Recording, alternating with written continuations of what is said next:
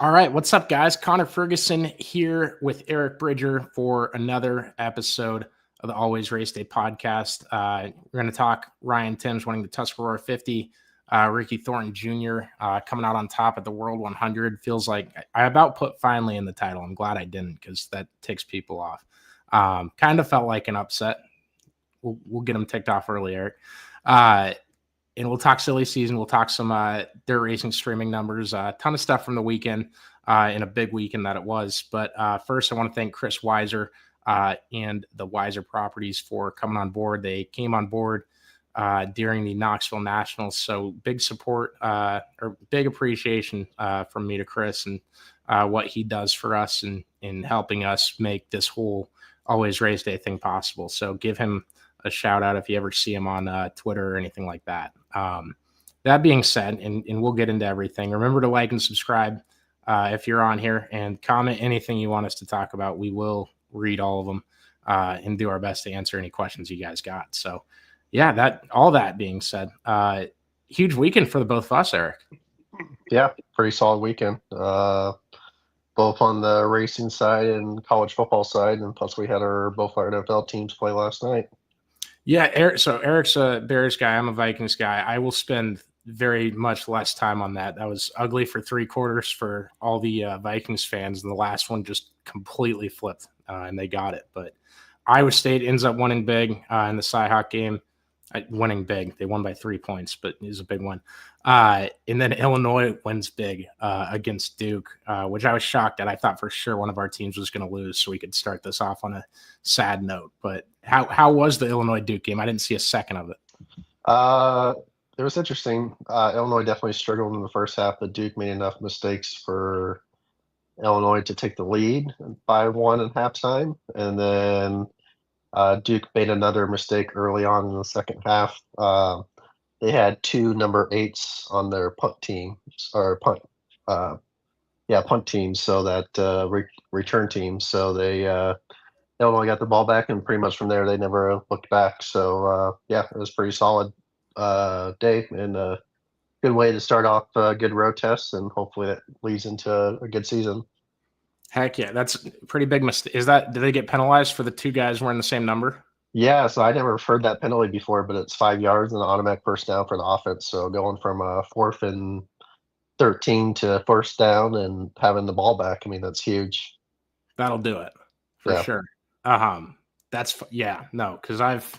that was the I think Georgia Tech had a guy with like a 5XL jersey on 2 weeks ago, avoiding that penalty, which was just absolutely hilarious to look at. And then the coach in the press conference, he's like, you guys will never see that jersey again, and did not open up at all about how it happened, which that stuff's just funny to me. I kind of miss it a little bit. But anyway, talking the awesome world of dirt racing, which is much more fun because it's a lot harder to take a loss for whoever you cheer for. I feel like if you just somewhat like a winner, it's a much better day that, oh, my guy got beat by so-and-so instead of my team lost this big rivalry game I was excited for 6 days to watch. Well, let's start with Ricky Thornton Jr. That's the biggest race of the weekend, obviously. Finally gets it done at Eldora. And I say finally, and I use the word upset because for a while it seemed like Ricky Thornton Jr. was just a step or 2 behind all the other major powers in dirt racing. He was very, very good in the late model the rest of the year from 23 to now. Not saying he was worse before or anything like that, but he's been at the top of the sport for quite a while now. And his Eldora program just wasn't there. So they showed up with a new Longhorn chassis, new engine for this weekend. And I think he took the lead on lap 42 and basically never looked back. I know Jonathan Davenport had that tire go down, so that kind of limited where how far back he could be, I guess, when he was coming up, if he was going to be a threat at the end. And Ricky just let loose and went with it. And to see him get a World 100 is pretty cool. And I think he's, if I had a poll this week out, we're going to start rankings up at we might do a final poll at the end of this year and then do next year. We might just start him up next week. I haven't decided yet.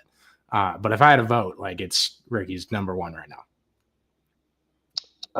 Yeah, I mean, to have someone get out to the lead, I guess, somewhat early in the race and dominate. It looked like it was going to be under Davenport to win, and it was pretty special to see someone different win that night, and especially the World 100. And he definitely tell it means a little bit more to a first-time winner versus someone that's won it a couple times. So yeah, it was a pretty dominant feature from what it looked like. I had both high limit and the World 100 on my screen. So yeah, it was pretty impressive to see, and also pretty cool to see a first-time winner.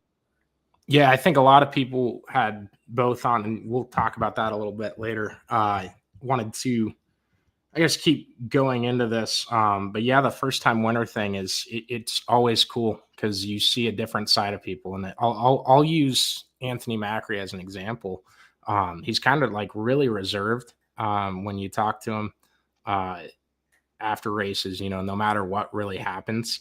In his interview after winning the King's Royal, he was the most excited I've ever seen him, the loudest I've ever heard him talk, for sure, into a microphone, and just ecstatic about it. And I feel like, anytime you get one of those in dirt racing, it's really cool. And we've been blessed to have quite a few of them this year. Yeah, for sure. It's always cool to see the emotion in victory lane, and usually you see a little bit more out of the driver than you usually do in a normal interview or just a normal race winning deal. So crown jewels are always special when you get those type of opportunities. You talked about cool, and you know what I think is cool, Eric? When you have a race and you qualify for 2 days before said race, and you got a guy that beat cancer and at the ripe age of 59 years old sweeps 2 prelim nights, I think it'd be cool to give him a spot starting up front in the race that he eventually climbed from 19th to second in. To me, it feels like he earned that. Instead, Dale McDowell was buried at 6th in his heat race, which transferred the top 3. Had to race a B main to get into the A main. Started 19th, and then had to drive all the way up the field to get to second. And I know the late model crowd inverts don't mess with their feelings much. I think that's a way cooler story if you actually reward the guy for finishing there. Because if he finished 24th in the A main on Friday night, he'd start a lot better. He probably has a lot better chance to win if he pulls off the track after one lap of the Friday night prelim, which I don't know a damn fan in the stands that wants to see the guy who went on to win the race pull off the track and start in park. I don't know one. But it would have benefited him a lot more. Even if you go with the top 3 invert, I'd have to chalk up the points and do the math there. It'd probably still benefit him more to pull off the field or pull off in the middle of the race and take a 24th place finish and move on with his weekend and save equipment, save the car. I just can't stand when we have cool stories like this, like a guy like Dale McDowell sweeping the prelims. And Jonathan Davenport, to his credit, did the same exact thing and was penalized the same exact way for it. I don't think anyone was really sandbagging, all that stuff. But it means nothing when it doesn't get you anything for the rest of the weekend, that you had this great story that swept the prelim nights. And there's, it didn't get him anything but a 19th place starting spot where he had to pass 17 cars to get to second. Yeah, I mean, it's a cool story to see. Definitely one for the Old Man Club and one for the cancer survivors, too. I mean, that's always cool to see, especially you keep on doing what you're doing, especially in racing. Yeah, you think the prelim nights will at least get you like a draw or dash draw or something like that. But sometimes formats are meant to be tough, and sometimes they're meant to reward the whole weekend, not just one night or something like that. I had a Dylan McDermott might be listening. I had a great text to him. I won't say the joke, an analogy I had. I'll tell you off the air afterwards. Sorry to tease that. I was like, nope, that's not one to say on YouTube. Nick Hoffman, meanwhile, takes 3rd place. The rest of the top 8, there was 5 chassis manufacturers represented between Longhorn, which Thornton Jr., Nick Hoffman, and Jonathan Davenport are in. Dale McDowell is in a Team Zero. Brandon Shepard and Tyler Urban Rockets, Ryan Gustin in the Infinity chassis, and then Chris Ferguson in the Stinger. And I think even when we talk about how dominant Longhorn is, both at Eldora and everywhere else, and it's evident that they're a very good chassis company. I'm not trying to drag them down or anything like that. Even when we see the dominance, I've seen guys, Charlie McKenna got a Longhorn for a bit. It didn't make him any bit faster. I think it made him slower. I think he'd say that on here if we wanted him to. And we'll see him next week at the late model nationals with Kurt Schroeder as well. Can't wait for that. But even with the dominance that Longhorns had, you have a crown jewel here, and you got 5 chassis represented in the top 8 alone, let alone the top 10. I just think that's super cool. And it's going to, in late model racing, it's going to dominate the talking points. It's going to dominate the storylines as, things evolve and grow forward. And, 2 relatively new companies getting top 8 finishes too. Yeah, I think it's the new Longhorn 2.0 chassis or something like that. It's like hockey sticks. I've played hockey my whole life, and someone will say like the letters and numbers they use to name some of these stick models, and it's always confusing and stupid. Can we get something easier, please? Yeah, the Longhorn 2.0s. Yeah, that's making everybody sell their original Longhorns or stuff like that. So it's never changing late model chassis game. You always see drivers testing this or switching that and then switching back to what they had. And I don't know. It's interesting because you don't see that really much in other dirt car racing, I feel like. But late models, that seems to be a big thing. And it's always interesting to listen to see who switches to what and how well they do versus the other guys switching or keeping what they have. So it's a never ever. I don't think it's ever going to be a changing game. Same thing with like their shock programs. I feel like that's always going to change. So it's I don't know. So I don't know too much about it to say in depth, but it's very interesting to listen to and see from the outside.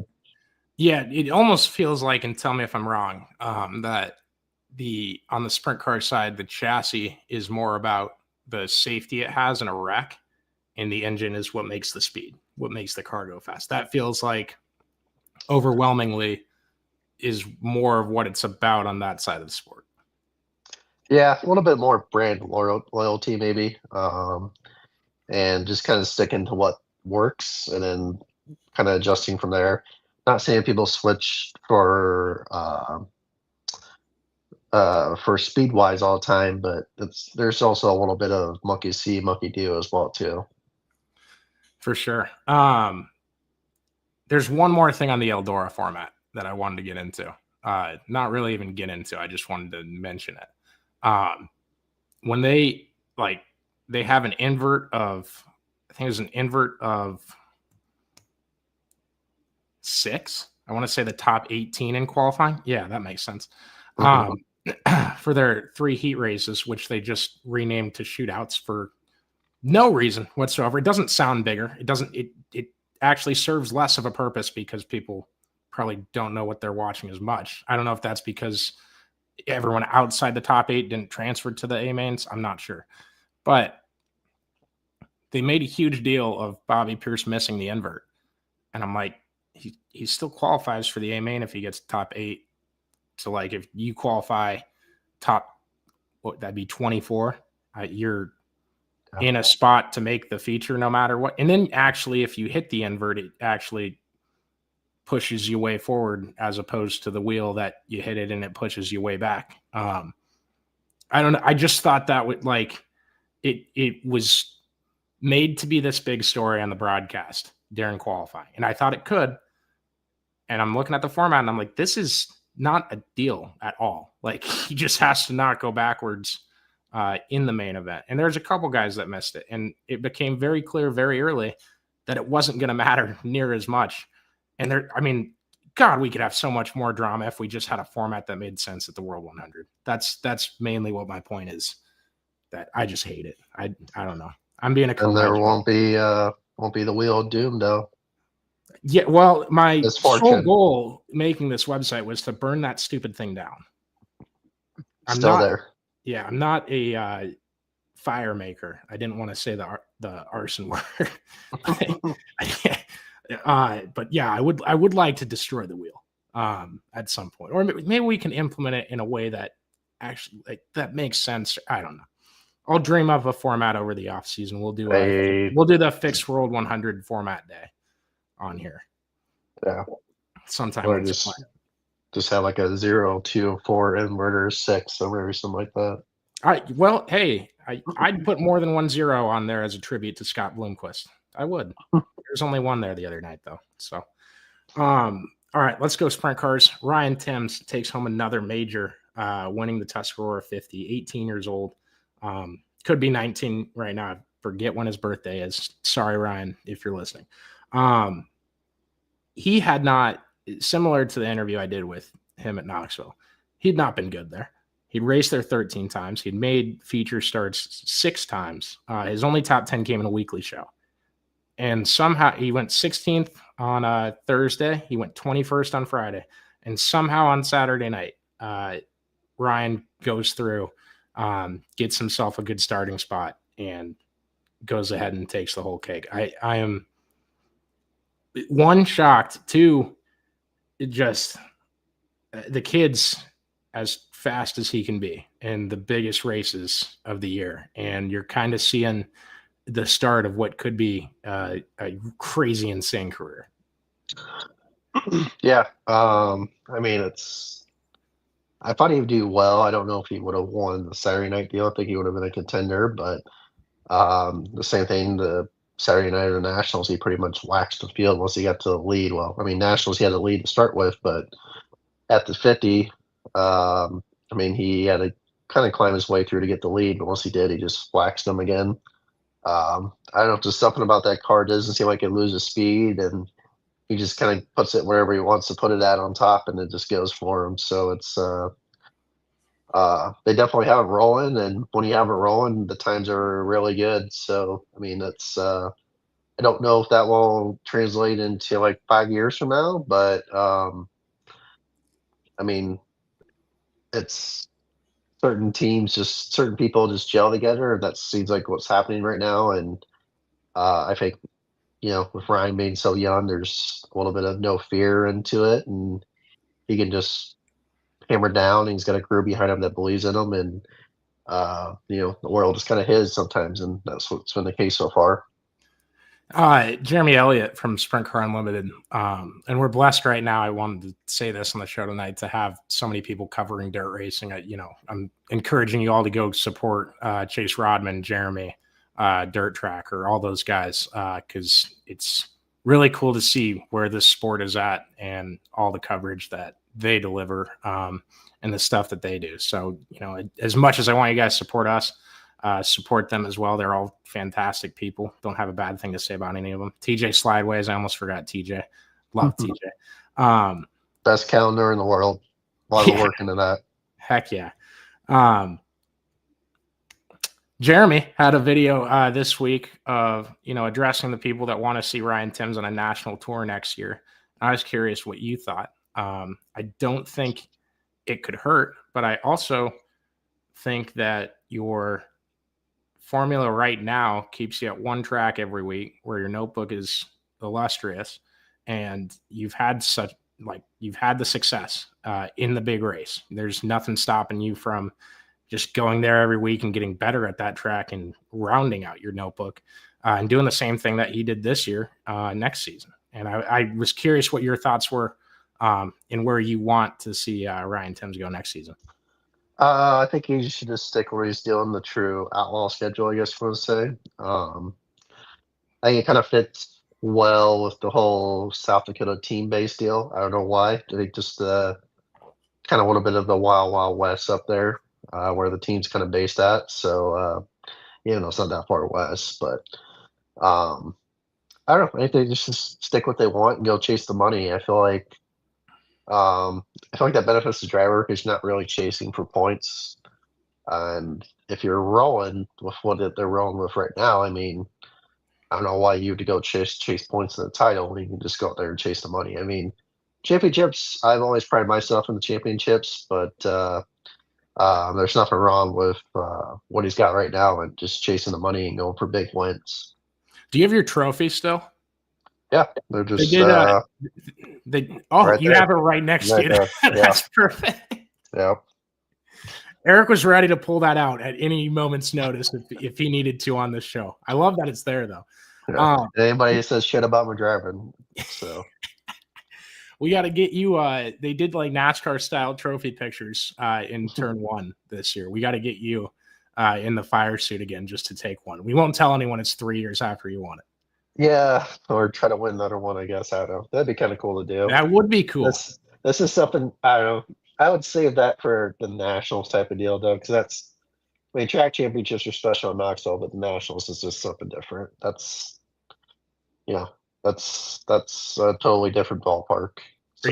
Are you teasing a Pro Sprint 305 return? No, not with. I would have to get in shape a lot more better to do that. You're not that far. I would have to lose about 30 pounds to think about it. All right. Well, from our draft for this, I don't know how you want to score this. I think I lost. So here's what I got is you had Ryan Thames in the Tusky. He won. Then you had Ashton Torgerson, who was 20th. Anthony Macri was 28th. You had Jonathan Davenport, Brandon Overton, and Brandon Shepard, who went 7th, 23rd, and 6th. So that totals up to 85 spots. Okay, my team was I had Bobby Pierce, RTJ, and Tim McCready in the world, and then Rico, Aaron Reitzel, and TJ Stutz at the Tuscarora 50. And it's the last damn time I'll ever put my faith in the Pennsylvania posse. That was stupid. Love you, TJ Stutz. Also hate you for this. I had this locked up. That totals to 47 without including TJ Stutz, who was in the C main, who if I go back through 4th place in the C and count every car in the B as if DNF was not just a flat value number at like 30, I lose. But if it was a flat value number at 30, I would win.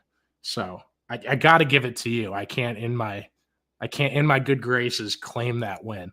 If I would have picked one of another 30 guys that weren't from Pennsylvania, I would have beat you. And I'm just pissed.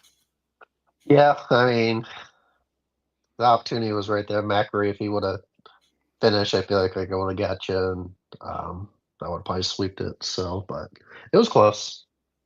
It was. I got to go back to the drawing board. Never again am I going to be nice to those. I was trying to extend an olive branch, and they're probably too busy eating the Becker's French fries. I heard they're really good. So I should have just picked Matt Campbell. I saw him racing this weekend. I love watching him because then people hear the name on whatever we're watching and they're like, Matt Campbell, like the Iowa State coach. Anyway. You had a better luck picking the Boone A-Main winner. Oh, we would not have. We would have been way worse. I guarantee. I mean, I would have scrolled to the middle. Well, I would pick Kyle Everts first. I would have scrolled down in the middle and just hit one at random, and he would have gone D-Main like P7. I don't know if they have D-Mains at Boone. I've never been there. We'll see. I don't think so. They did. They'd be racing until sun up and sun down, 24/7. They already do that. I know, especially when it rains. All right. Justin Peck led laps at the Tusky. We still got more of that race to wrap up. Leads laps in another sprint car major 2 weeks in a row, and settles for second again. But hard. It's tough in this sport because I feel like when you get second in these races, you get way less credit than you would if you got first. That's obvious, but I feel like exponentially it doesn't line up. To a second place finish doesn't get you near the credit that it should. Looked like he was pretty fast early on, but with Tim's waxing the field the way he did, I feel like, you gotta almost feel like you gotta wonder what else they need to do to make it go faster. But I mean, get around the team. I know they've been switching back and forth with Fords and Chevys, I think. So I don't know if they have the Ford in or not, but I mean, solid run, and Peck's ran a lot of Pennsylvania stuff. So not surprised to see him up there in the top 3. For sure. As far as the point standings go, Rico extended his points lead for the driver's standings. On the owner's side, the Ridge and Sons 87 takes the top spot after Aaron Reitzel won with a broken foot. He went up on the stage and asked the crowd, like, why would you boo a cripple? Which I mean, the guy's total Reitzel comment. Right? Yeah, he's the best villain in dirt racing. Yeah. David Gravel could never. If David was trying, and I don't think he ever was, if he was trying, he could never amount to the villain that Aaron Reitzel plays, or the heel role, I should say, that he plays, because it's spectacular every time. Yeah, I feel like Gravel has to have a little bit of a filter just because of he is representing a racetrack on his car and a corporate sponsor with Billion Auto, or not corporate, but a very big car dealership in South Dakota, Billion Autos. So, I mean, I don't think you can say the things like Reitzel can say with, selective few word choices and comments to the crowd. See, I don't know. So I talked to him during the Knoxville Nationals, and we did it before the A-Main on Friday night, and it probably would have been a better interview for after Friday or after Saturday even. And he said that's just me speaking my mind. Anything that he said. And I mean, to his credit, that's just about everything he said on the mic in that stretch when the Larson Gravel thing was really hot. It's just things that sounded like it was just opinions he had. It wasn't like he was egging the crowd on. It wasn't, there was a couple, I think, during the driver intros on Saturday that he's like, if you're booing now, get your oxygen masks or something. So there was like a little fun poke, but it was never to the stuff that Reitzel has done and say, I love the booze. Like, it means I'm making money and all the stuff like that. But I love mic drop moments in the sport. We definitely need more of them. And I just can't get enough of them. I think we have a good amount already, but. Yeah. I mean, he's definitely got the one-liners for sure too. It's kind of interesting. I mean, it feels like he's really got the momentum from the injury to prove that he can win a championship. And I mean, without the injury, I feel like he would have been up there with driver's points as well too. So I mean, if he can win those owner championships, I feel like that's a little bit of an upset. I'd say your top drivers are Rico and Sweet, so that were predicted to win. So yeah, shout out to them. I mean, it's been a good season so far, and it'll be interesting to see if they cap it off or not. Yeah, and I think we got to go back to when he was dominating the All-Star Circuit of Champions and what that looked like in the last time he was running 60 races a year, right? And it's taken him a little bit to get faster and with this team. I shouldn't say it like that because he's been really fast. Just wasn't a contender in terms of fighting for the top spot and being that close to the top spot or leading the owners' standings, right? And it kind of feels like he's returned to form, and this foot injury has almost made him better and faster. Just with, you got a little chip on your shoulder, and it wasn't one. It's a chip of when you get hurt and you put someone else in the car, you're probably feeling a little guilty. Whether it's your fault or not, the injury, but you're probably feeling like, man, like, I hope this guy in my car can get the car to where it can be at. And how fast that car can go. Right. And once you get back, after seeing the job that Justin Sanders did and being a crew chief for part of that as well, you get back and you're right there. Nothing has changed as far as, your spot in the standings, aside from, I think he probably got him closer to the lead, ironically. And you come back and you're set up in that position and you just put your foot down and drive. And you could tell he was hurting a little bit on the stage, but it was still cool seeing him win and do what he did. Last thing on High Limit, and this is kind of going to turn into the silly season talk a little bit, but CJB Motorsports has passed Chase Randall for the 10th spot in the owner's points. I think it's about 70 the difference. I want to say 11 plus 58. Okay, 69 points. Nice.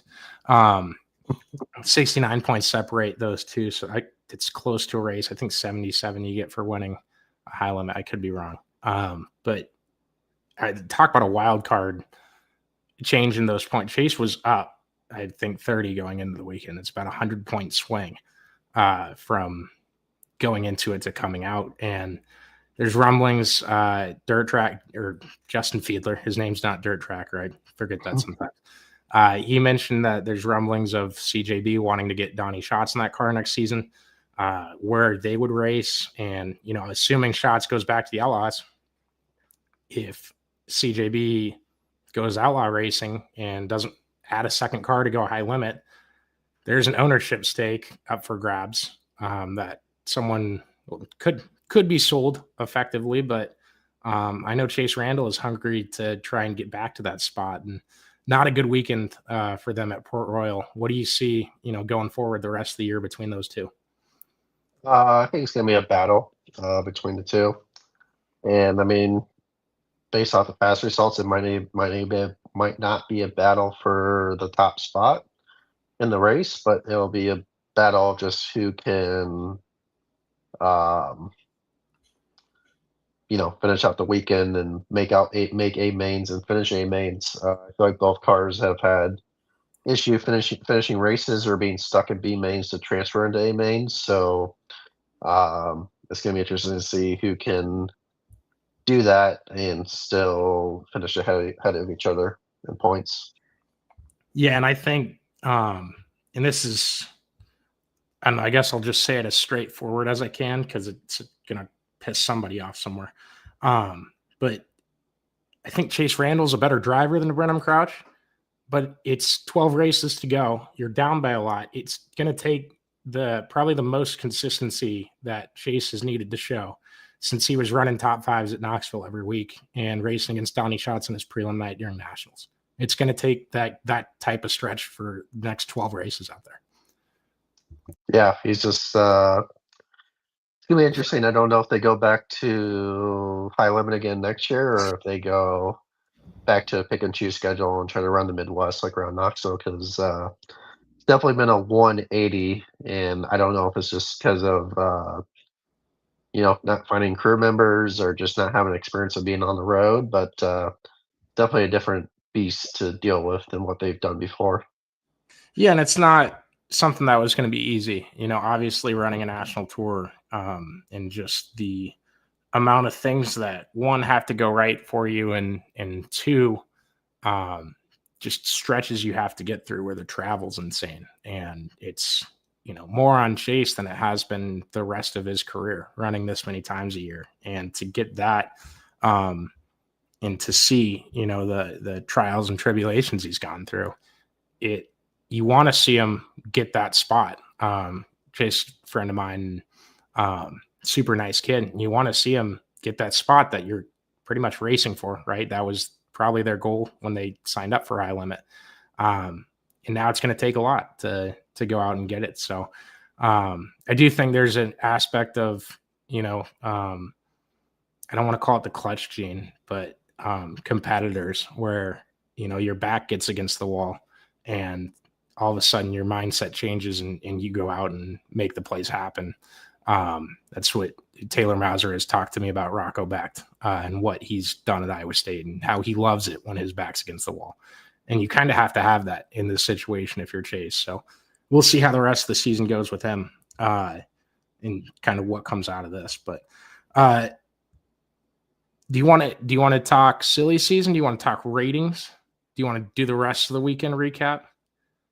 Let's do the rest of the weekend recap. Okay. When we talk about silly season and cap it off. I like it. So David Gravel took the World of Outlaws race at Vado. And then Logan Short was second, but Kerry Madsen got Tony Stewart Racing their first podium since the Ironman 55 weekend, which is insane, number one. And two, it seems like they've shown some really good speed together, whereas Donnie Schatz was in Paul Silva's car the other night. And I think he finished. Oh, you're good. I think he finished 11th. And I'm not comparing them, like, I'm not trying to do that. It's kind of just the order I say things and then I think about it. I'm like, someone won't like that. I got to stop doing that and just assuming people are going to hate comment on something. But really cool to see Kerry with this much consistency in a car he's never been in with people he hasn't worked with as much and what he's doing there. Yeah. Looked like the racetrack was very heavy, so it was tough to pass. Similar to how it was in Jackson, I think when he first was in the car, which Kerry's a gasser, so I feel like he's going to perform very well at those tracks and carry the speed and everything. So it's a good run from him, but it'd be kind of interesting to see if they can repeat that at the track that was a little bit more racier instead of being heavy down. Yeah, no, you're absolutely right. And then Shot's going 11th, but he'll be with the W team, which still takes some getting used to that number. What do you think we'll see with? Do you think we're going to see them take a step forward and get faster? You've watched more Paul Silva prepared cars than I have. I think would have been beneficial if they can get the whole weekend in this past weekend. I think you're just going to see the same thing, probably top 10s, probably, which has been a little bit better for Donnie out west than it has been in the past. So, at least that I can think of. But he might be able to tend for a win, but I think that might be in a little bit the back half of the schedule, or maybe a racetrack that's not like a bull ring. Just because that's Donnie drives a little bit more conservative versus some of those young guns that go out there and just kind of throw it in there and maybe race a little bit more aggressive. So it's which just California has some rough and short tracks, but I can see a lot of top 10s. Maybe he'll win, maybe a top 5, but I think it'd be really cool to see Donnie win in the W car. So just have that connection or something like that. I think that might be a T-shirt I would buy if they had one for sale. Yeah, no, absolutely right. If Donnie gets a win anywhere else in any other car, are we holding out officially for the Donnie shirt of him winning in a different paint scheme? Well, they had the 15 green car for Lunstra. They got Husit's ones too. And Husit's. So the Husit's one I really like the design of, and I was hoping maybe they make the W car. If they make the W car, dude, that T-shirt designer's up to his neck in designing right now. I feel bad for his mom, because his mom's got to be the one that keeps up with the inventory and restock everything. So I'm sure it's a different 180 from what they had in the past. They just make 15 TSR shirts and sell them. Now you're making shirts for this car or that car or this car. So I don't know. It'd be really cool at the end of the year if they could put them all on one T-shirt to have. So, but I don't know. I need marketing idea. If that designer's listening, if you really want to, I need Paul Silva on one side with his Knoxville Nationals trophies behind him and Donnie on the other, and like facing each other. I think that'd be cool. Maybe you could work them into the Mount Rushmore. Well, since Larson can't race Nationals next year for Saturday night, does the W come out for Nationals next year? I wonder what they will do, because there's all the chance in the world for Larson to race the prelim night and just start and park the car on Saturday or hope for a rain out. Yeah, you're gonna see what happened a couple years ago with Rico and Trevor Canals, or whatever his last name is, get in the car and run a half a lap and pull it in and get the $15,000 start check. Is that every crew member's dream? Like to say I finished 28th in the Knoxville or 24th in the Knoxville Nationals. You do the 4-wide salute. Yeah. Yeah. I feel like it'd be mine. Yeah. I mean, I think it would be pretty good. I mean, doesn't happen too often, so it'd be something to check off the bucket list. Yeah, it's a lot of circumstances have to go your way if that is your dream. You probably have to cheer for your driver to get a little hurt at some, if that was the case. But no, obviously no one's doing that. I want to give we'll do Cam Martin first, because the other one's kind of my stuff. But he won the $10,000 ASCS race at Eagle on Sunday night, and probably looked as sporty And he finished 13th in Knoxville Nationals. He got his first win at Knoxville this year. I'm not taking anything away from those two races. But ripping the top at Eagle, I feel like for 40 straight laps and having the laps that he did, he screwed up like one time where Haverty either passed him or got closer to him. I can't remember exactly when it was. I know Sam passed him for a little bit. But he looked as sporty as I've seen him look in a sprint car, running that race and holding off both Sam Haverty and JJ Hickle. I didn't know if you caught that or what you thought of it. Yeah, I watched a feature of it. Definitely, he was pretty sporty up top. In the Eagle, you can do that, and to hold off the cherry picker of Sam Haverty Jr. in the 360s, I mean, that's pretty good because he's been a guy that's been kicking ass in the series and winning all the races. So, I mean, to beat somebody like that, that's pretty impressive. And, I mean, JJ's been pretty solid this year and has been solid the last couple of years in 360 racing. So, I mean, he's been Cameron's been pretty impressive, or Cam's been pretty impressive, and so has Chris as well too.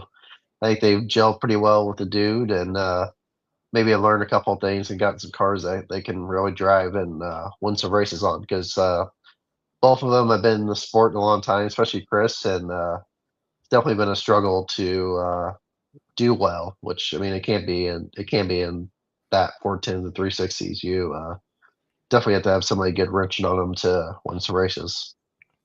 Yeah, you're absolutely correct.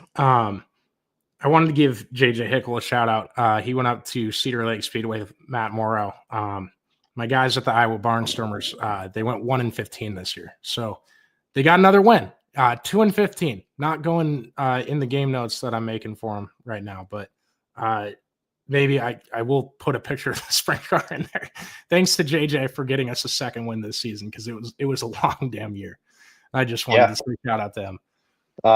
Yeah, because you know, Morrow doesn't really bring the car out too much after Knoxville's done. So making one of their rare appearances outside of Knoxville and racing somewhere else. So that's cool to see. You know, Matt's been in the sport a long time, and seems like him and JJ have kind of done well this year, and good to see him get a win off the list. Yeah, absolutely. Especially, with how well those two have gelled with that 410 program there. All right, we're going to dive into silly season. We'll wrap up with the dirt streaming numbers. But Cannon McIntosh made his no, I'm sorry. I have it out of order on my sheet, and I need to start at the biggest story. We got to stop going in chronological order. That's on me, guys. Sheldon Haudenschild and Ricky Stenhouse Jr. with the biggest news of the week. Split parting ways. I wrote down split, and I'm just doing the Anchorman teleprompter at this point. One of the longest partnerships or pairings in sprint car racing. Both Sheldon Haudenschild and Kyle Ripper, his crew chief, are departing the Stenhouse Jr. Marshall Racing number 17 car. I believe Nas is going with them. I would not be surprised at all to see Nas also stay with Stenhouse Jr. They're a sponsor his in the NASCAR Cup Series, and they, very generous, very great company in dirt racing that supports a lot of drivers across the board. Were you shocked to see this, Eric? Did you think this was coming? Did you think there was a chance? I think it was coming because there's a little bit of rumings last year that was a possibility, and then I think this year as well too. You can see the performances were very off for their standards. I mean, their best year was seemed to be in 2020 when they finished fourth, I think, in the Outlaw standings. So, and they always seem to only have like 1 or 2 or 3 wins. So, I mean, I guess it was just time for that to happen. I guess nice at the finish out the year together, not leaving each other hanging. But the interesting part I feel like is him and his crew chief Kyle Ripper are going together to another team, or going, taking their talents and going to somewhere else. So usually you don't see that happening. Usually it's a driver going to a whole brand new team of a different crew chief and crew members. So Yeah, it'd be interesting to see what happens in NOS. Does NOS follow Sheldon as well too? Or does NOS just stay with the 17 card and 17 card fills a spot for that? So, and do they go outlaw racing or does Ricky follow his buddy Kyle Larson and go high limit racing with a said driver? And if that's the case, what happens with the NOS sponsorship for the Outlaws? Does that eventually just go away or what? So, the biggest big news is obviously a driver change, but yet you have a sponsor of NOS that's been in sprint car racing for so long and supporting the series. That's also seems like a kind of a up in the air type of situation too. Maybe it's not, but it seems like that for me. Yeah, and I think it was Fiedler's show I was listening to that said Nos is for sure staying with Sheldon. I'll get confirmation on that by the next episode and let you guys know what I hear. But it puts another team out there that is another major team. I don't want to call them like national teams that are looking for drivers next year, but just the big ones with Stenhouse Jr. Marshall, the Tony Stewart Racing 15 car, the Jason Myers car in the number 14, and then what Casey Kane Racing is going to do for next season. There's a plethora of opportunities and a number of free agents out there for different, I should say, big name free agents that, the list isn't typically like this. And we're going to have a hell of a end of the year here. Yeah. For things usually being pretty quiet the last couple of years, it seems like it's definitely going to be a very interesting year with a lot of top tier rides being available and then some top tier drivers being available. So, and now you have two different series to decide which one you want to go to as well too.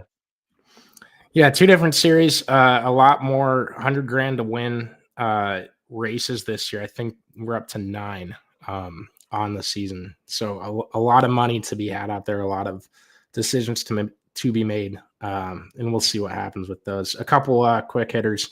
Clinton Boyles is going to be in the Highbredder number 19 for the rest of the season.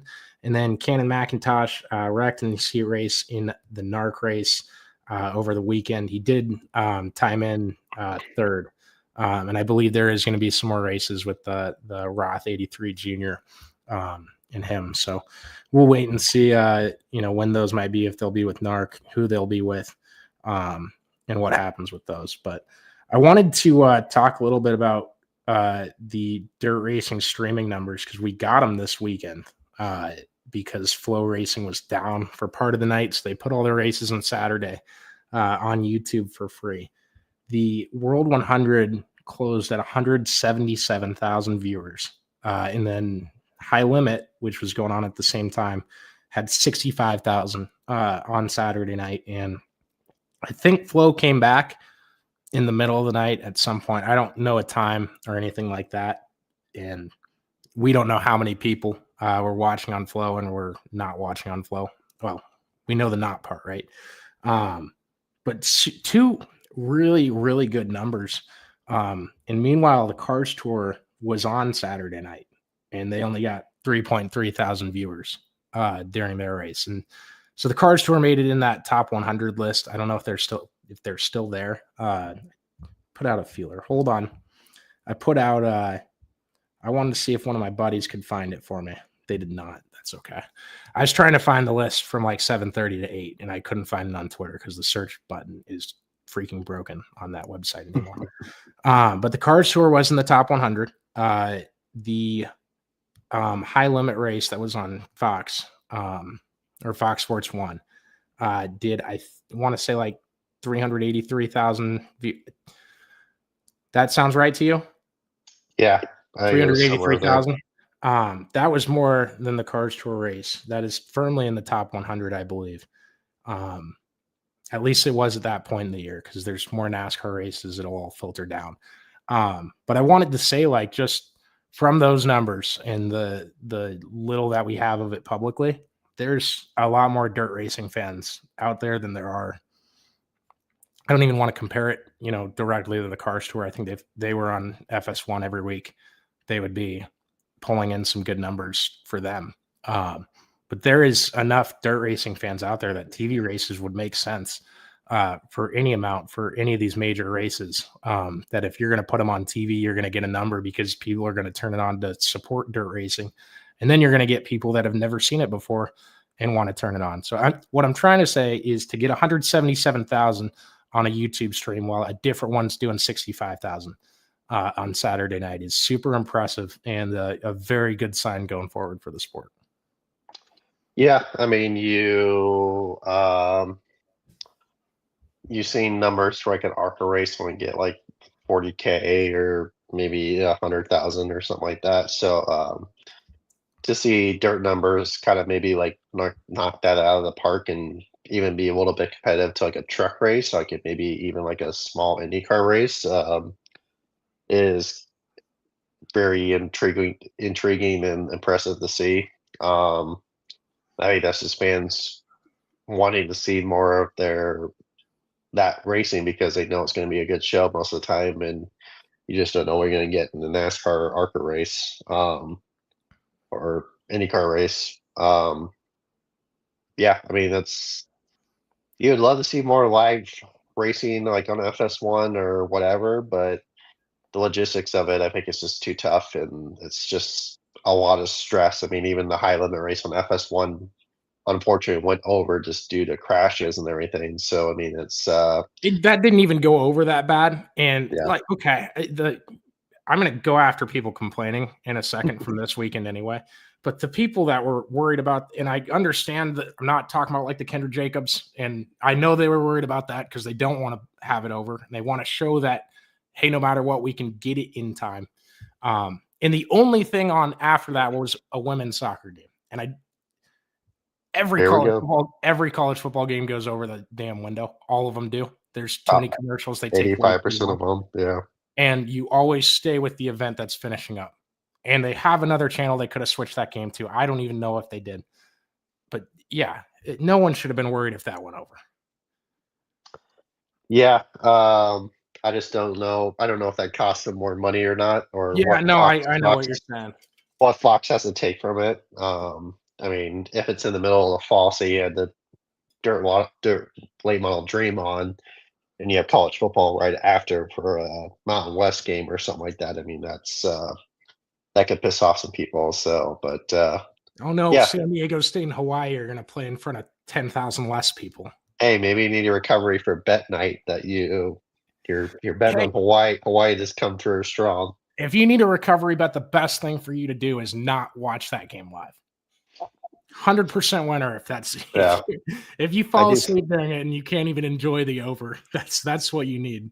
I do miss falling asleep to Pac-12 after dark. I do miss falling asleep to that. The Big Ten after dark just isn't the same, or Big 12 after dark is just not the same anymore. Dude, the Pac-12 fans, and then my ex was a Pac-12 guy, and the Pac-12 fans when the Big 12 was almost going to get demolished. Like, I'll never like the Pac-12. I'll never like any of those schools. I think they suck at athletics.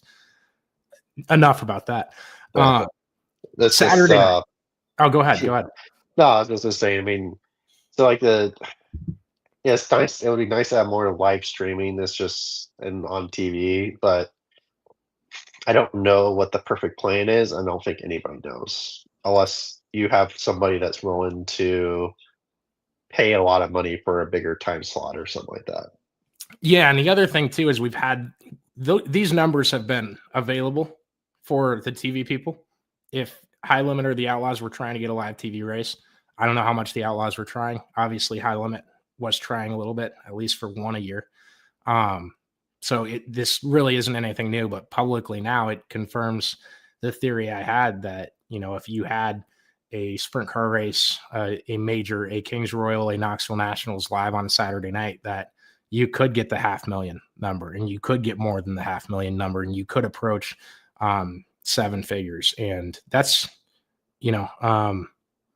intriguing to me. And also like really something like I want to fight for, because I want to grow the sport and I want to see that happen. So the other thing was from Saturday, the people complaining that Flow wasn't working and they put it on YouTube for you for free.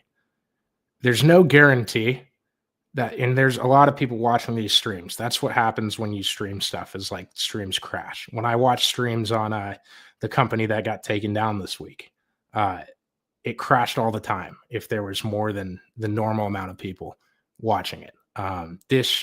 Dishanywhere.com crashes all the damn time. So it's not a surprise when a Flow or Dirt Vision crashes or doesn't work. And they put the race on YouTube so that you don't miss it for free. And it's not planned. And it happens during these Crown Jewel weekends because more people are watching them. And there's people complaining, I pay $300 a year for this. And now everyone else gets it for free. Yeah, man. Yeah. Everyone else gets it for free because there's too many people watching. How dare they? Don't pay for it. Watch 4 races a year. And hopefully the Chili Bowl Nationals are on, or they might be on YouTube anyway. I don't even know for sure. Hopefully you get to watch the 4 majors that you really want to watch, and then you don't have to pay to watch the rest of the year. Do that then. Because the amount of I'm like, man, how dare they put something up for free for everyone to watch? I sent it to a bunch of my friends. I'm like, hey, this big race is on tonight. Go watch it for free.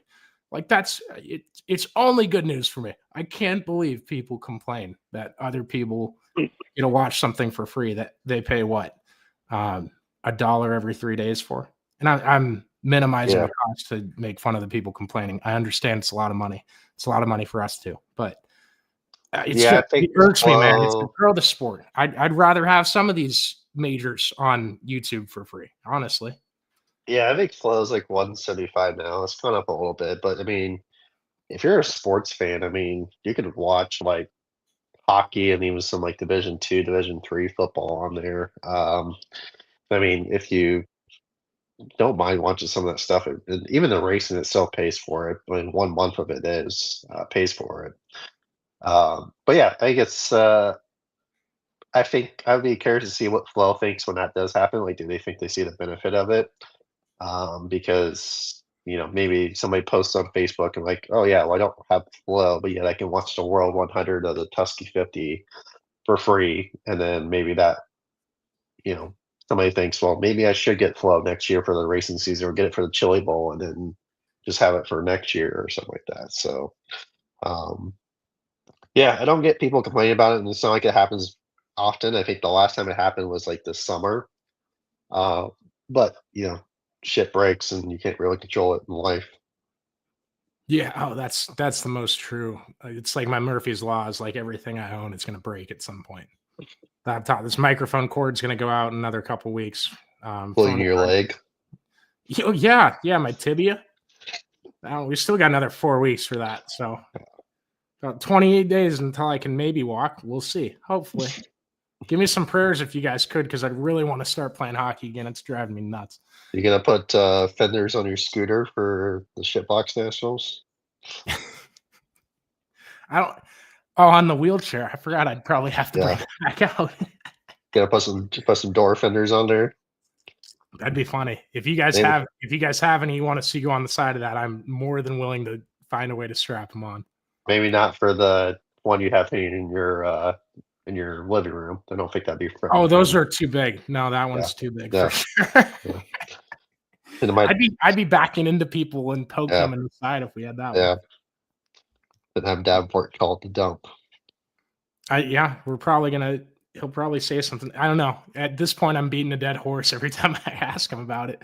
But he laughs. He likes it. And he's in a good mood about it every time. I'll tweet the clip from last year going into next week. You guys remind me to do that on the show next week. We're gonna have Kurt Schrader on.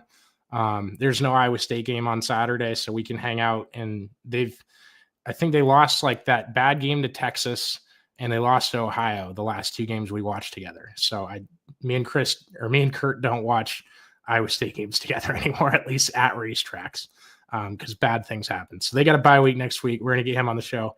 Gonna be a fun late model nationals. I can't wait to see what happens, and 3 more beers videos to shoot for the rest of the year, and that's intriguing and exciting to me as well. You got anything else, Eric? I think that's it. Like I said in my piece, and upset of the late models world, I call them the Shitbox Nationals. Are you gonna make an appearance at the Shitbox Nationals so people can throw things at you? What weekend is that? Next weekend. Maybe the 20th. Well, no. Oh, Illinois plays at Indiana Saturday night. And I think I got something Friday night. Maybe Thursday night. I don't know.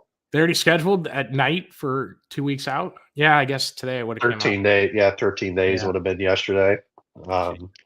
Well, hey, if you change your mind, we can have the Illinois-Indiana game on. I will get it on a laptop and set you up. You're sitting there saying bad things happen when you watch football or races. I don't know if I trust you. No. I said bad things happen to Iowa State when me and Kurt watched Iowa State games together. And it's only Iowa State. It's only Iowa State games. I think we started talking about bad juju. Starting quarterback one of those nights. That's bad juju. Maybe Thursday night. Eric away, and I didn't even know I was doing it. Jeez. Yeah. Awesome. Well, thank you guys for tuning in. Thanks to Chris Weiser, presenting sponsor of this show. And thank you guys to everyone that's liked and subscribed. Remember to please leave a comment. We read all of them, whether you're listening live or not. And yeah, thanks again. We will see you guys asphalt or pavement show, whatever you want to call it, tomorrow night. And then next week we'll preview the Knoxville Late Model Nationals. So hopefully a ton of cool stuff to come. And I can't wait for you guys to see what we got in store. So appreciate y'all.